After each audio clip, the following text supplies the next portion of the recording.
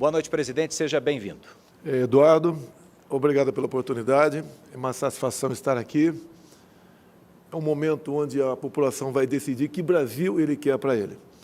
O do passado, com corrupção, com desmando, com descaso, ou o atual, onde um governo que se apresenta sem corrupção, que defende a família e que não tem qualquer receio em debater com vocês, que, afinal de contas, somente dessa maneira você pode conhecer melhor cada um de nós para que o povo possa melhor votar no próximo dia 30. Presidente, esse é o segundo debate, né? O segundo debate previamente marcado com as duas campanhas, com tempo para os candidatos se organizarem. O segundo debate em que o seu adversário simplesmente decide não vir.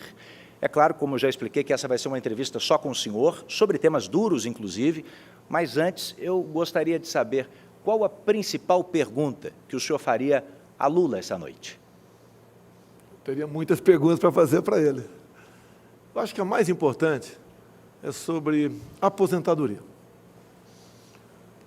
Nós temos uma massa grande de aposentados, pensionistas, servidores, aposentados rurais, entre outros. O Lula nunca foi afeto ao mercado, nunca teve preocupação em colocar bons ministros da economia. E, aliado a isso, tivemos uma corrupção sem tamanho no governo Lula. E quando se fala em aposentado, eu queria citar aqui os aposentados dos Correios, os aposentados da Petrobras e também da Caixa Econômica Federal. Como é que ele tratou os aposentados? Ele nomeou para os respectivos fundos de pensão, para administrá-los, pessoas que, na verdade, eram bandidas. Ao longo do governo Lula e parte de Dilma, eles saquearam os fundos de pensões. E as pessoas estavam ameaçadas a não ter mais aposentadoria. Petrobras, Banco do Brasil e Correios. E eu tenho um contra-cheque aqui de um servidor dos Correios. Ele tem uma cota extra de R$510 para poder sanear o fundo de pensão. Caso contrário, ele não receberia aposentadoria. O mesmo com a Petrobras e também a Caixa Econômica Federal. E esse desconto extra, além do previdenciário, será efetuado até 2030. Ou seja, o PT quebrou 3 fundos de pensão. E dizer a vocês, pessoal do BPC, os aposentados, o pessoal da nossa Previdência, servidor público, civil e militar, administrar o Brasil dessa maneira, e como ele não gosta de mercado, ele não é ligado à economia, haja visto que até o momento ele sequer sinalizou para todos nós quem seria o seu ministro da Economia. Isso tudo seria quebrado em poucos anos. Se o PT voltar a administrar o Brasil, ele vai quebrar tudo aqui no Brasil. E, obviamente, os fundos de pensão. Obviamente, o dinheiro que nós arrecadamos para pagar você, aposentado rural, você, aposentado do INSS, você, servidor público, civil e militar. E eu perguntaria para ele, Lula, você não deveria estar em casa, já que você foi agraciado por amigo lá do Supremo Tribunal Federal? Você não tem vergonha de deixar esse legado para nós e estar disputando uma eleição novamente? Presidente, que avaliação o senhor faz da atitude do ex-deputado Roberto Jefferson, hoje pela manhã, que recebeu a bala agentes da Polícia Federal que tentavam efetuar a prisão dele depois das ofensas à ministra Carmen Lúcia do Supremo e também do descumprimento das medidas que definiam a prisão domiciliar dele. Eu pergunto, o senhor teme que isso respingue negativamente na sua campanha? E mais, o que é que o senhor diria ao eleitor que insiste em apoiar atitudes como a do ex-deputado? Olha, tão logo tomei conhecimento, foi feito contato com o ministro da Justiça, que é um delegado da Polícia Federal, Anderson Torres, para que ele acompanhasse o caso, se deslocasse para perto do episódio, como ele foi para Juiz de Fora, e disse para ele que o tratamento dispensado ao senhor Roberto Jefferson deveria ser o de bandido, porque quem atira em policial, bandido é. E, obviamente, eu não poderia falar nada mais com a imprensa, porque a captura do Roberto Jefferson estava em andamento. Obviamente, se eu tivesse falado qualquer coisa mais cedo para a imprensa, a não ser uma nota que eu dei nos meus tweets, tá? Eu poderia estar comprometendo o bom andamento da operação. Obviamente, tem gente aí, em especial outro candidato, o Fujão, que a gente poderia estar combatendo aqui, quer tirar proveito político disso. Primeiro, diz que o Roberto Jefferson coordena a minha campanha e é meu amigo. Ele não coordena a minha campanha. E não tem nada de amizade. Tanto é verdade que agora, em meados de setembro, ele entrou com uma queixa-crime contra o Superior Tribunal Militar, contra a minha pessoa e o do senhor ministro da Defesa por prevaricação. Ou seja, quem me processa não pode alguém achar que ele é meu amigo. O que ele fez, o que ele queria aqui, o que ele está querendo, buscando da justiça militar, são questões ligadas ao autoritarismo. E o nosso governo não se presta a isso. Agora, no mais, eu quero deixar bem claro, repudio também a maneira como o Roberto Jefferson se referiu à senhora ministra Carmen Lúcia. Nenhuma mulher deve ser tratada dessa maneira. Agora, deixo claro, a jornalista Bárbara Gância, jornalista, ofendeu a minha filha no dia do aniversário, no dia que ela estava completando 12 anos, com um palavreado mais forte ainda do que o Roberto Jefferson se referiu à senhora Carmen Lúcia. Também, há poucos dias, a senhora Sâmia Suragi, procuradora-geral do Estado de Alagoas, se referiu à primeira-dama, minha esposa, Michele Bolsonaro, como vagabunda. Ou seja, nós somos vítimas do crime de ódio dessas pessoas, e não o contrário, como o Fujão aqui deixa transparecer e me ataca de forma caluniosa. Nós não passamos pano para ninguém, diferentemente do Lula, que quando Roberto Jefferson delatou o Mensalão, delatou, inclusive, José Dirceu, o Lula simplesmente passou pano para tudo isso. Nós não somos amigos, nós não temos relacionamento e tratamento para pessoas que são corruptas ou agem dessa maneira, como o Roberto Jefferson agiu, xingando uma mulher e também recebendo a bala policiais. O tratamento que será dispensado pelo governo Jair Bolsonaro será de bandido. Assim foi feito, ele foi detido agora, final da tarde, e já encaminhado para a Superintendência da Polícia Federal do Rio de Janeiro. No mais, o Anderson Torres não participou, não foi a Levi Gasparian, e ele, a preocupação dele agora, como determinei, é cuidado com os 2 policiais que foram vitimados por Roberto Jefferson. Como é que está a saúde deles e como nós podemos melhor acompanhar a recuperação desses 2 policiais. A péssima gestão. Tanto é que o Brasil entrou em recessão em 2015 e 2016. Gostaria agora de falar sobre alguns temas que o próximo presidente da República, o senhor, se for reeleito, terá que enfrentar. Gostaria de começar sobre lei e ordem. Há tempos existe um debate sobre a redução da maioridade penal e há informação de que o senhor apresentaria um projeto de lei nesse sentido num eventual segundo mandato. Os críticos dessa proposta, sobretudo, falam sobre o sistema que não estaria preparado para isso, ou até mesmo sobre a superlotação que isso causaria nos presídios. Que argumentos a favor da proposta o senhor traria para o debate? A redução seria para os menores, 16 e 17 anos. Sempre lutei por isso, desde 91, quando cheguei à Câmara dos Deputados. Essa parcela de jovens, 16 a 17 anos, que é uma parcela muito pequena dos infratores, equivale a aproximadamente 0,2%, ou seja, cada 1.000, 2 jovens teimam em cometer crimes. E incentivados pelo Fujão. O Lula sempre defendeu ladrões de celular, dizendo que ele estava roubando o celular para ganhar um dinheirinho, dando força a esses menores ladrões. Lugar de moleque dessa idade é para estar na escola. Agora, essa minoria que faz maldade, mata nossos filhos por aí, roubam, sequestram, estupram, o lugar dele na cadeia. Se lá está muito cheio, é problema dele. Eu prefiro lá na cadeia cheia do que aqui fora cometendo crime. Agora, a grande maioria da garotada, 16, 17 anos, caso quisesse, e fosse aprovado nos testes poderiam ter a sua carteira nacional de habilitação como prêmio. Hoje a gente vê jovens, de vez em quando, dirigindo por aí, sem habilitação, obviamente, por causa da idade, e entrando aí como infrator.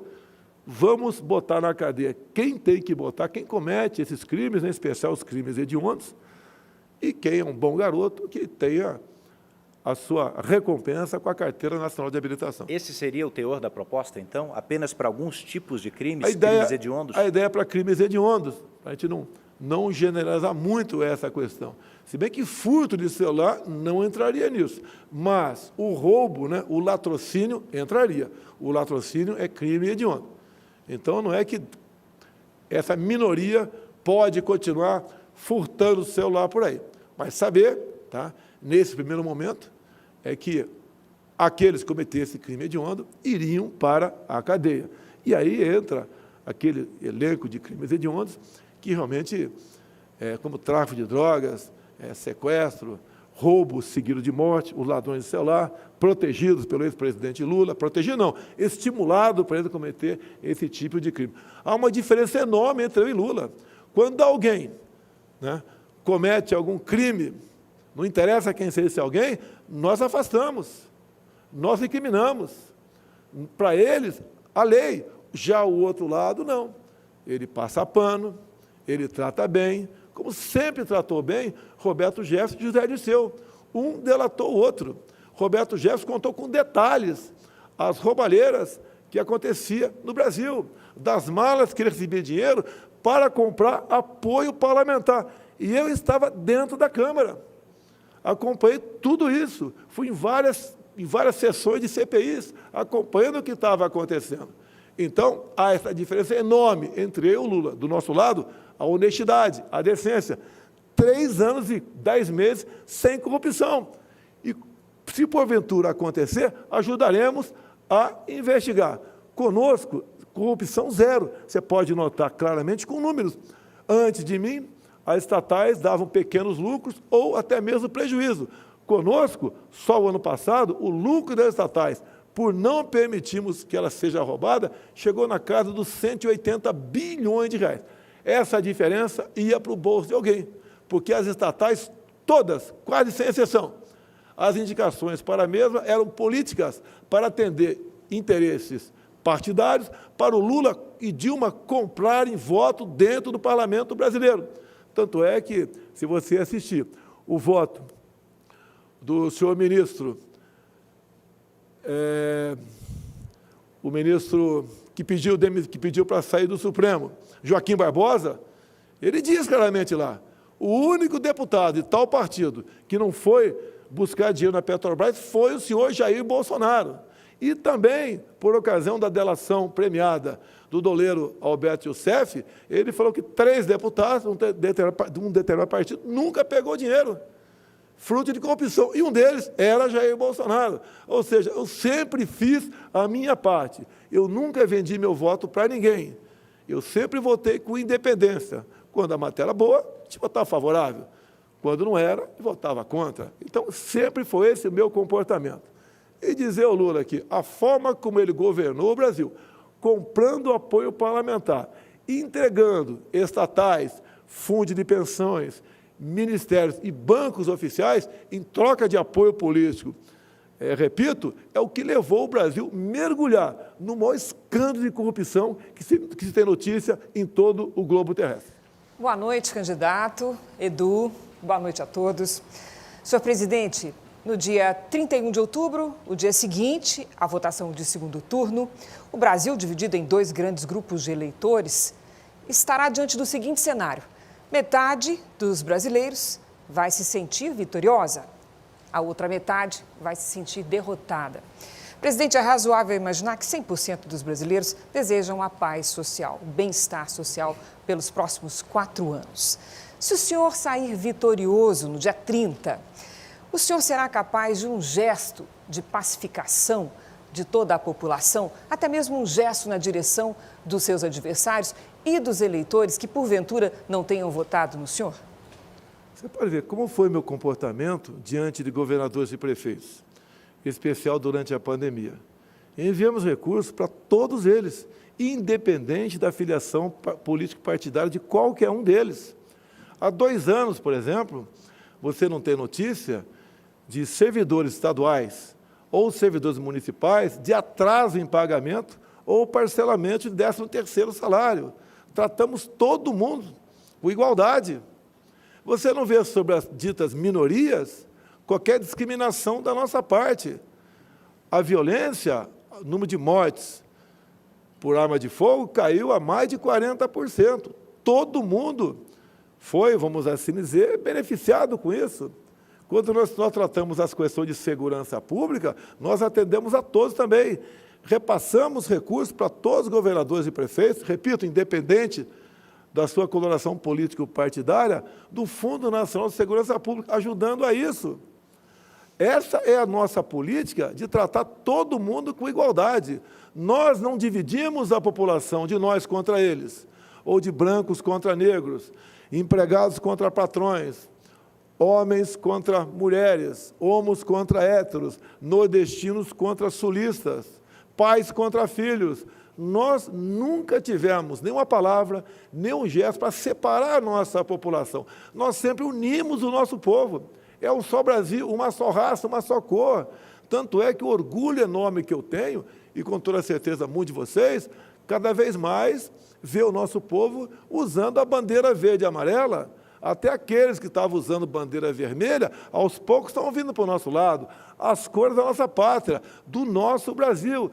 Eu nunca falei em controlar a mídia, como outro fujão aqui tem falado o tempo todo. E perguntaram para mim outro dia, como você controlaria a mídia? Eu falei, ora as bolas.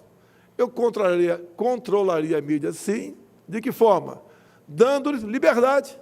Quanto mais liberdade para todos vocês, maior chance de ter o povo de separar qual é a boa e qual é a má imprensa brasileira. Não existe, da minha parte, perseguição a quem quer que seja.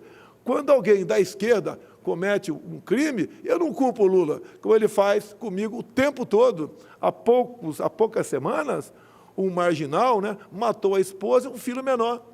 A imprensa, de imediato, começou a levar para o meu lado. Só que, algumas horas depois, viu que no braço desse marginal estava lá a cara do Lula, né, tatuada. Abafaram o assunto. Nós não dividimos a população brasileira, muito pelo contrário. Pregavam lá atrás que eu ia dividir, que eu ia dar o golpe, ia ser um ditador. Nunca um ato meu sequer foi visto nessa direção. Eu, sim, sempre joguei dentro das 4 linhas da Constituição. E quantas vezes eu tenho sofrido as consequências de quem quer nos separar, calado, como o episódio de hoje. Inadmissível. Roberto Jefferson, um ex-deputado, um advogado renomado, se referia a uma senhora com aquele tipo de palavreado. Isso é inadmissível. E depois, quando chega uma ordem de prisão para ele, não interessa se é legal ou não, ele recebe os policiais com tiro.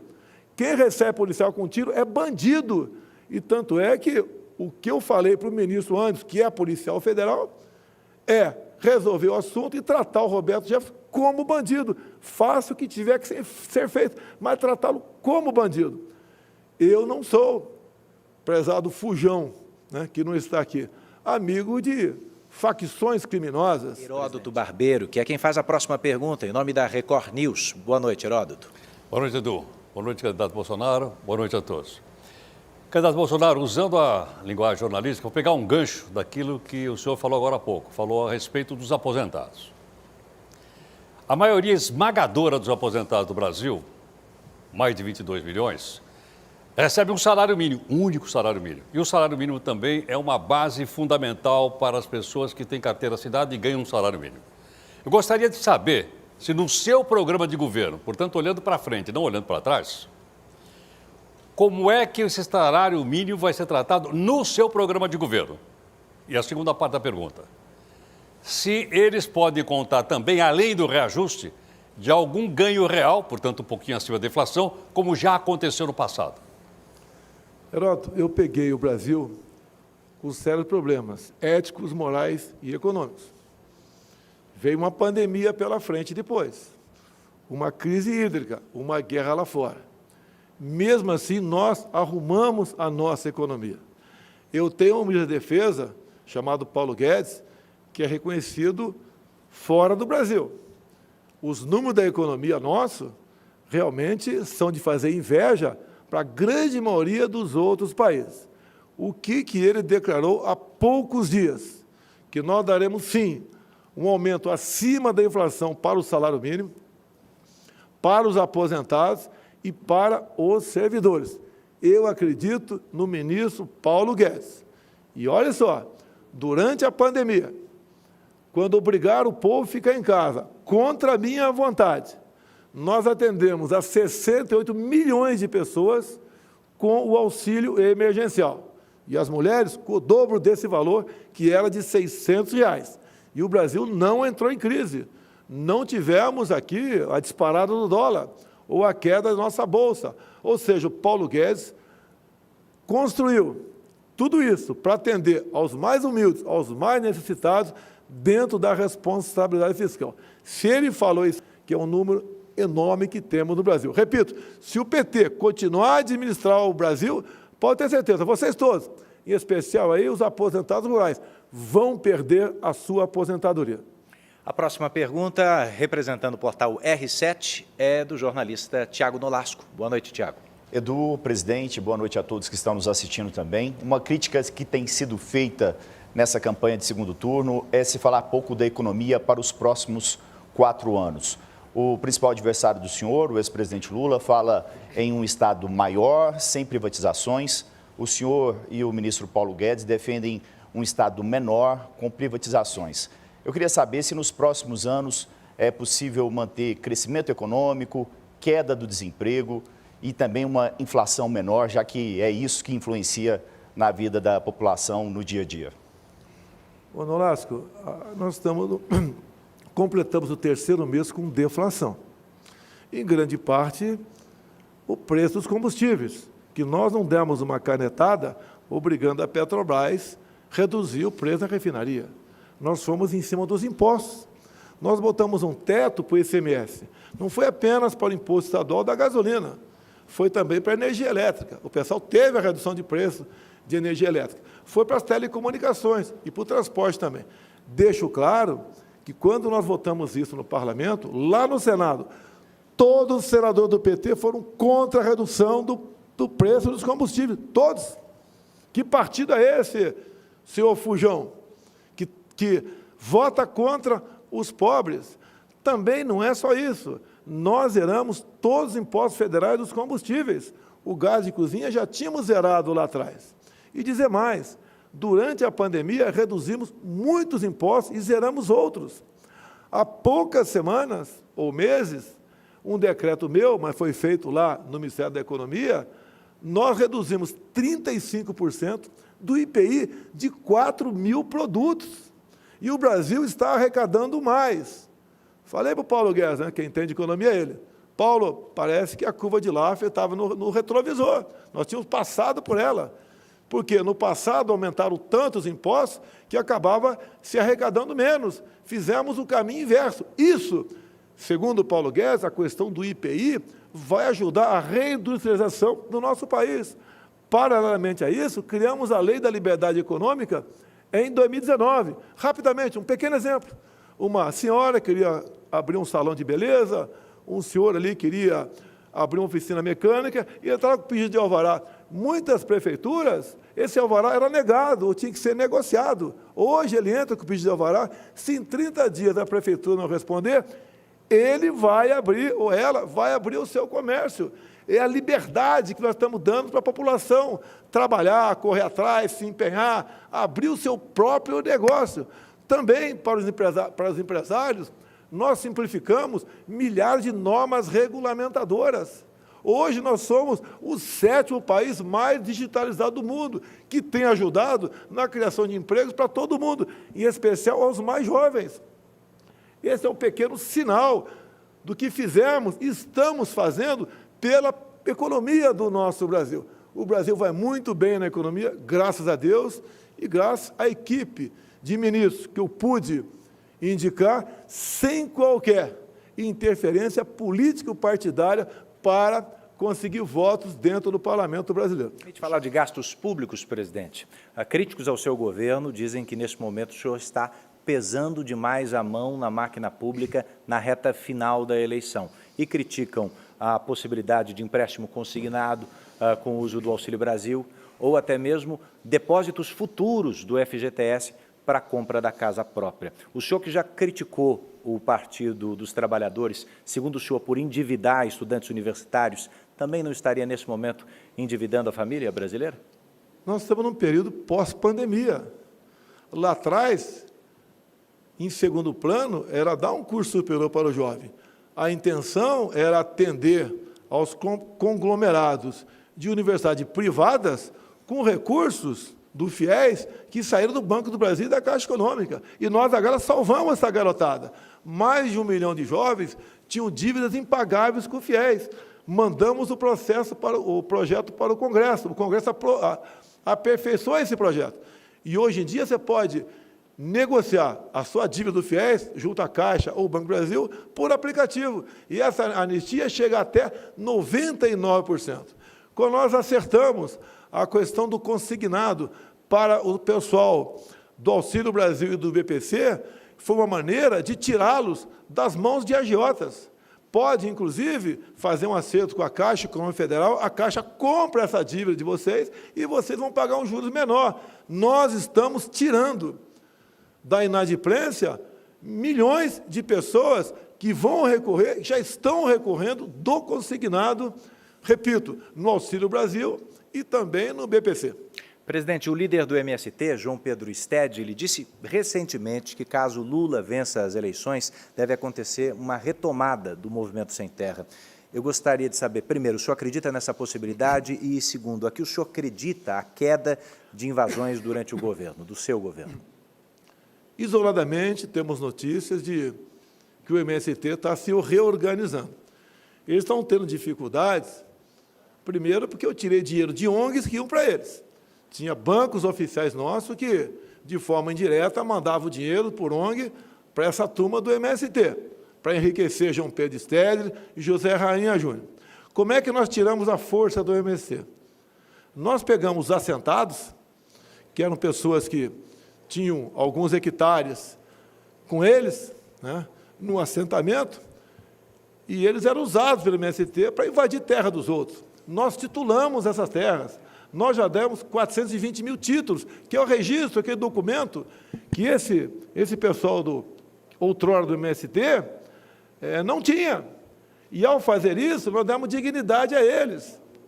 Essas pessoas passaram a ser cidadãs de verdade, passaram a integrar de verdade a agricultura familiar, que nunca teve tanto apoio do nosso governo, de outros governos, como está tendo no nosso governo. E deixo claro, quando falo em mulher também, né, ou mulheres, esses 420 mil títulos, 80% deles foram para as mulheres. Nós entendemos que esse título, essa propriedade em nome da mulher, é uma garantia maior para os filhos e netos dos casais. Ou seja, tiramos a força do MST titulando terras. É isso que nós fizemos. Agora, vale a pena alguns números aqui. No governo Fernando Henrique, tínhamos uma invasão de terra por dia, em média. No governo Lula, 20 invasões por mês. No meu governo, 5 por ano. Tanto é que há 3 anos e 4 meses, vocês não têm notícia de invasão de terra. Levamos paz para o campo. Acabamos com a violência, em grande parte, no campo. Porque tratamos com dignidade aquelas pessoas que o PT dizia que ia dar uma terra para ela e ela ia ser feliz, o que, na verdade, isso não aconteceu. E nosso governo, que pese toda a acusação que eles fazem contra a gente, em especial, agora há pouco discutimos, né, que eu sou um cara meio bronco, meio grosso, mas nós atendemos a população de verdade. Não temos palavras bonitas, nós temos ações concretas. Candidato Bolsonaro, o contribuinte brasileiro paga 34% de carga tributária. Quer dizer que para cada R$100 que a gente ganha, 34% a gente paga de imposto. É 34% do PIB. Esse ano, segundo o impostômetro, nós já pagamos mais de 2 trilhões, 230 bilhões de reais de impostos. E as pessoas dizem que o serviço não é bom. Reclamam de vários serviços, pagam e não têm um serviço de qualidade. Queria perguntar o seguinte, no seu plano de governo, como é que isso é tratado? Tem uma solução para isso? Tem uma diminuição de carga tributária aí no seu plano de governo? Tem. Repito, nós somos prejudicados com a pandemia. Só em 2020 gastamos 720 bilhões de reais. Passamos dificuldades. A nossa folha vegetativa tem crescido. A nossa dívida externa é monstruosa, acima dos 6 trilhões de reais. E são coisas que não dá para resolver de uma hora para outra. Mas esses números, esses desembolsos, esses pagamentos, têm diminuído com o governo Paulo Guedes, que eu considero a economia um governo. Então, nós temos feito a nossa parte. O Paulo Guedes quer, em proposta enviada ao Congresso, por exemplo, isentar de imposto de renda quem ganha até R$5.000. Então, essas propostas são bem-vindas. A carga tributária realmente é enorme no Brasil. Lamento, é uma herança que nós temos e nós temos obrigação de manter esses contratos e não deixar a economia desequilibrar. Também, o que o Paulo Guedes tem feito, repito, diminuindo a carga tributária, como os combustíveis, como o IPI de 4.000 produtos, entre outros. Então, nós estamos ajudando, até de forma indireta, né, diminuir o peso do Estado para com a população. E dizer mais, nós não abrimos quase concurso público nos nossos anos. Não é por maldade, é porque o Estado, cada vez mais, tem dificuldade de honrar suas folhas. A gente quer, muitas vezes, dar um bom reajuste e não consegue. Se bem que a promessa do Paulo Guedes, dar um reajuste pelo menos igual à inflação. Ou melhor, dar um reajuste acima da inflação para o ano que vem. Quando eu assumi, deixo claro, cortamos 30.000 cargos em comissão. Demos exemplo, cortamos na própria carne. Outro partido tinha isso lá, né, quando governava o Brasil, e até cobrava 30% dos comissionados para o respectivo fundo partidário. Usavam a máquina inchada para arrecadar para o fundo partidário. Nós fizemos diferente. Nunca cobrei 1 centavo, 1% ou 0,1% de servidor comissionado para o meu partido. Então, esse exemplo que estamos dando, dá para resolver? Vamos resolvendo. Desculpa o gerúndio, não tem outra explicação. Aos poucos, nós chegaremos lá. Temos investido muito em pesquisa e desenvolvimento, com o Marcos Pontes. Um país que não desenvolve isso está condenado a ser escravo de outro país. Está olhando aqui o Edu para eu encerrar a conversa. Então, estamos buscando maneira de produzir mais, de fazer mais negócios com o mundo, como o nosso agronegócio, que é um exemplo para o mundo todo, tem feito. Pelo portal R7, essa entrevista só acontece porque o candidato Lula decidiu não comparecer ao debate que seria realizado esta noite. Candidato Bolsonaro, eu retomo aqui com o senhor. O princípio que o passado, desculpa aqui o pleonasmo abusivo, né, ficou para trás. Então, é isso que acertamos com o Sérgio Moro. E mais ainda, ele tem realmente uma memória sobre a corrupção, sobre Lava Jato, entre outras operações aqui de combate à corrupção no Brasil. Ele sabe tudo o que aconteceu. Há mais de uma centena de pessoas denunciadas. Ele participou, então, e tomou conhecimento do maior escândalo de corrupção da história do Brasil. E ele não quer a volta disso.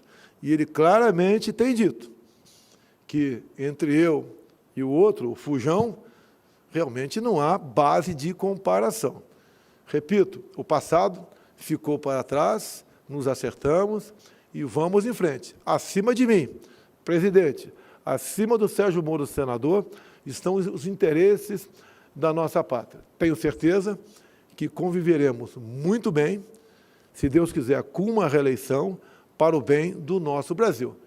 Ele, inclusive, tem participado por aí de vários momentos junto à imprensa brasileira, mostrando de o porquê nós devemos decidir por Jair Bolsonaro 22 no próximo dia 30. Um assunto que tomou a semana passada e ainda repercute nessa semana que vai começar, alguns veículos de imprensa foram proibidos pelo TSE de tratar de algumas questões envolvendo o seu adversário. A Justiça Eleitoral argumentou que havia ali notícias falsas ou um sistema de desinformação. Como é que o senhor avalia essa questão? Tivemos o caso Jovem Pan. Há 2 anos eu lancei um slogan: Deus, Pátria, Família e Liberdade. Pouca gente deu importância para isso, achando que a liberdade é um bem eterno. Tomaram conhecimento agora que a nossa liberdade está em risco. Agora, deixo bem claro, antes de qualquer crítica ao Tribunal Superior Eleitoral, que, no meu entender, decidiu equivocadamente sobre a censura junto à Jovem Pan, o processo que foi ajuizado lá foi assinado pelo Partido dos Trabalhadores. Ou seja, o PT está dando uma pequena demonstração de como seria um possível governo Lula no tocante à censura. E olha, Eduardo, o artigo 220 da Constituição, quando fala liberdade de expressão, é taxativo, que nenhuma lei pode ser criada para cercear o nosso direito de defesa, o de vocês, da imprensa, obviamente, sob qualquer pretexto. Lamentável a decisão do TSE, mas mais lamentável ainda o PT, que provocou o TSE com essa censura em cima da TV e rádio Jovem Pan. Presidente, o senhor tem tentado se descolar de qualquer ato de criação do chamado orçamento secreto. Eu gostaria de saber o seguinte, se o senhor tem essa popularidade, esse capital político numa eventual vitória no segundo turno, a minha pergunta é, o senhor está satisfeito com o orçamento secreto? Porque o senhor teria, em tese, condições, inclusive, de maioria no Congresso para redistribuir o controle desse dinheiro. Vai lidar como com isso? Eu perdi poder. Para esse ano serão aproximadamente 19 bilhões de reais, que quem vai distribuir pelo Brasil vai ser o relator. Ele pode achar que tem seus méritos tocante a isso. Eu penso de maneira diferente. Não é o poder pelo poder. Creio que nós possamos melhor distribuir esse recurso. O que é secreto nele é o nome, são os nomes dos parlamentares que indicam o recurso junto ao relator, e o relator apenas notifica o respectivo ministro nosso e ele encaminha esse dinheiro para estados e municípios. Agora, quando falo em nomes, consegui aqui, entrego para você, se me permite, 13 nomes de petistas que usaram desse orçamento dito secreto. Eu falo dito que, na verdade, não tem nada de secreto. É uma lei que foi votada lá no Congresso, eu vetei a lei e o Congresso derrubou o veto. Agora, o que nós temos que fazer é fazer com que estes parlamentares, que indicam o recurso, que mandam o recurso para Estado e municípios, que o nome deles seja exposto para todo mundo, até mesmo os próprios parlamentares. Eu fico preocupado, porque eu já fui parlamentar, e eles mesmos não sabem quem o seu colega está indicando para quem. Isso daria aproximadamente aí 16, 17 milhões para cada um por ano. Tem parlamentar que eu sei recebe 2 milhões, o outro recebe 200 milhões de reais. Não tenho poderes sobre orçamento secreto. Se eu fosse dono deles, como o PT diz, né? Se bem que o PT, todos os parlamentares do PT votaram para derrubar o veto. Eles foram favoráveis ao orçamento secreto, usam do orçamento secreto. Se fosse para eu comprar voto, como eles dizem, jamais eu daria, né? Se bem que eu não iria comprar voto de ninguém. Mas se fosse usar o orçamento para isso, jamais daria dinheiro para quem nos ataca o tempo todo, como são os parlamentares do PT, PCdoB e PSOL. O senhor tem nomes de outros partidos também?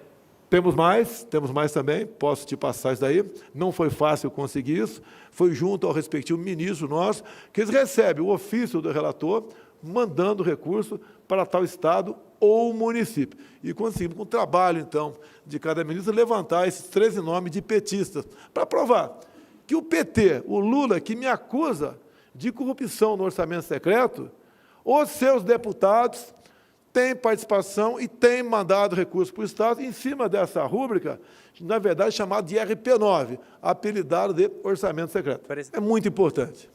Deus, pátria, família e liberdade. Quando eu falava liberdade, eu pregava no deserto. Pouca gente dava atenção a isso. E eu sempre falei que a liberdade é algo mais importante que a própria vida. Porque um homem, uma mulher sem liberdade não tem vida. Agora vimos, então, uma ação do PT, provocada pelo Partido dos Trabalhadores, o partido do presidente Lula, buscando e atingir o alvo, censurando a Jovem Pan. A mídia como um todo tem reagido contrário a isso. Ainda dá tempo. Não podemos permitir que a censura avance no Brasil. É péssimo para todos nós. Sempre tenho dito, a imprensa, mesmo errando como erra, é melhor funcionando do que fechada. E tenho dito que o meu controle sobre a mídia é a liberdade total de expressão. Mídia livre, mídia produzindo matérias. E, se essas matérias não forem boas, não forem realmente úteis, o próprio povo acaba deixando de lado aquele órgão de imprensa. Liberdade acima de tudo. No mais, como sempre falo, vivemos num país de 90% de cristãos. Nós não queremos a liberação das drogas, como o PT quer, como o Lula já falou que quer. Nós não queremos a ideologia de gênero. Nós respeitamos as crianças em sala de aula. Nenhum pai, uma mãe quer que sua filha de 6, 7 anos vá no mesmo banheiro da molecada de 14, 15 anos. Escola é lugar de aprender. A educação vem em casa. Nós também não admitimos a questão do aborto. Nós respeitamos a vida desde a sua concepção. Também a propriedade privada, para nós, é sagrado. Não podemos aceitar a volta ao passado, onde o MST invadia propriedades. Dinheiro nosso, do Brasil, do BNDES, é para ser aplicado no Brasil, e não fazendo metrô lá em Caracas, capital da Venezuela, ou Porto em Mariel, ou começar a fazer uma hidrelétrica lá na Nicarágua. Dinheiro nosso é para nós, aqui no Brasil. O que nós não queremos também é a volta ao passado da corrupção deslavada, cujo chefe da quadrilha, o Fujão, que não está aqui agora. Obviamente, ele tem